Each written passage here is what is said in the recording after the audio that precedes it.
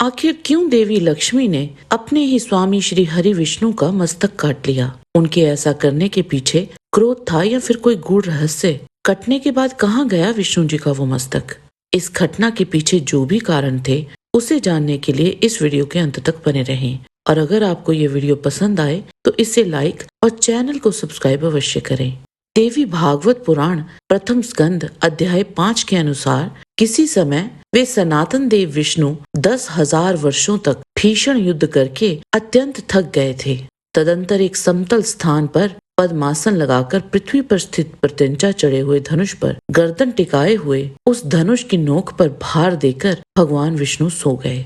कुछ समय बीतने के बाद ब्रह्मा जी, शिव जी तथा इंद्र सहित सभी देवता यज्ञ करने को उद्यत हुए। वे सब देव कार्य की सिद्धि हेतु यज्ञों के अधिपति जनार्दन भगवान विष्णु के दर्शनार्थ वैकुंठ लोक चले गए। उस समय उन्हें वहां ना देखकर वे देवतागण ज्ञान दृष्टि से देखकर वहां पहुंचे। यहाँ भगवान विष्णु विराजमान थे।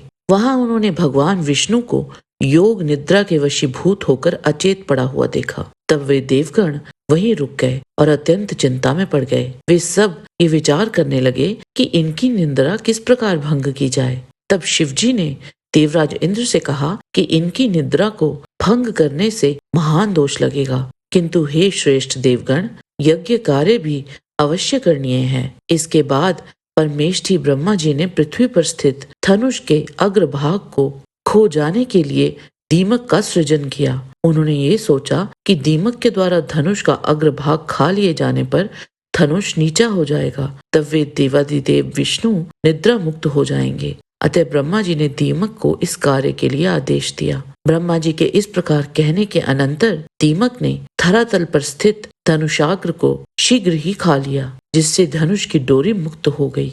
प्रत्यंचा के खुल जाने पर धनुष का वह ऊपरी कोना मुक्त हो गया। इस प्रकार एक भीषण ध्वनि पैदा हुई, जिससे वहां सभी देवगण भयभीत हो गए। ब्रह्मांड क्षुब्ध हो उठा और सभी दिशाएं अत्यंत भयावह हो गई। ये सब देखकर देवता लोग चिंतित हो गए। वे देवता गण ऐसा सोच ही रहे थे कि किरीट कुंडल सहित देवादिदेव भगवान विष्णु का सिर कटकर कहीं चला गया। कुछ समय पश्चात उस घोर अंधकार के शांत हो जाने पर ब्रह्मा जी और शंकर जी ने भगवान विष्णु का मस्तक विहीन विलक्षण शरीर देखा। ये देखकर वे श्रेष्ठ देवता अत्यंत विस्मित हुए और शोकाकुल होकर विलाप करने लगे। हे नाथ, हे प्रभु, ये कैसी विचित्र अलौकिक घटना हो गई। हे देवादिदेव, हे सनातन, हम सभी देवताओं के लिए तो ये बात विनाशकारी है।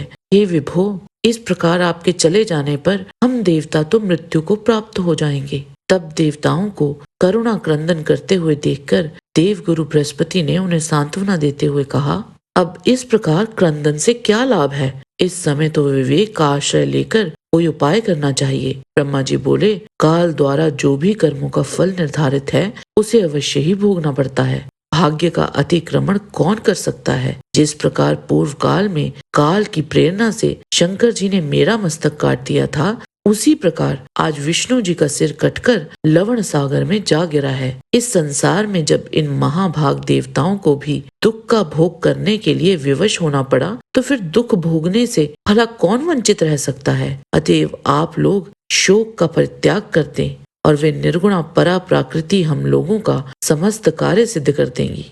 तब ब्रह्मा जी ने अपने सम्मुख सशरीर विद्यमान वेदों को आदेश दिया कि आप लोग महामाया का स्तवन कीजिए। उनका ये वचन सुनकर समस्त वेद उन महामाया की स्तुति करने लगे।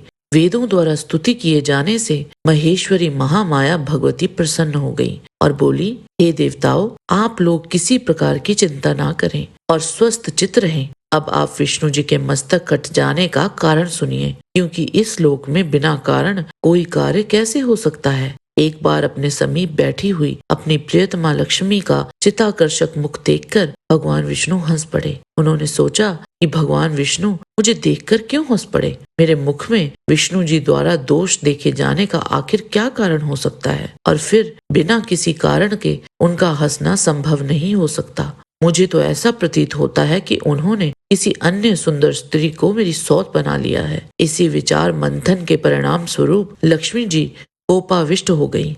तदंतर किसी दैव योग के प्रभाव से देवताओं के कार्य साधन के उद्देश्य से ही उनके शरीर में अत्यंत उग्र तामसी शक्ति प्रविष्ट हुई। शरीर में तामसी शक्ति का समावेश हो जाने के कारण वे अत्यंत क्रोधित हो उठी और उन्होंने मंद स्वर में ये कहा, तुम्हारा ये सिर कटकर गिर जाए। स्त्री स्वभाव के कारण भावीवश तथा संयोग से बिना सोचे समझे ही लक्ष्मी जी ने अपने ही सुख को विनष्ट करने वाला श्राप दे दिया।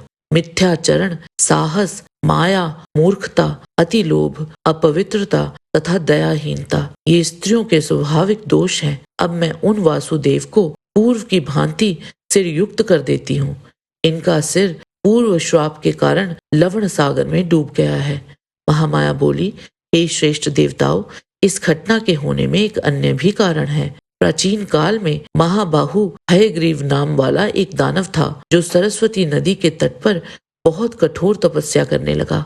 वह दैत्य समस्त इंद्रियों को वश में करके मेरे माया बीजात्मक एकाक्षर मंत्र हीम का 1000 वर्षों तक जप करता रहा।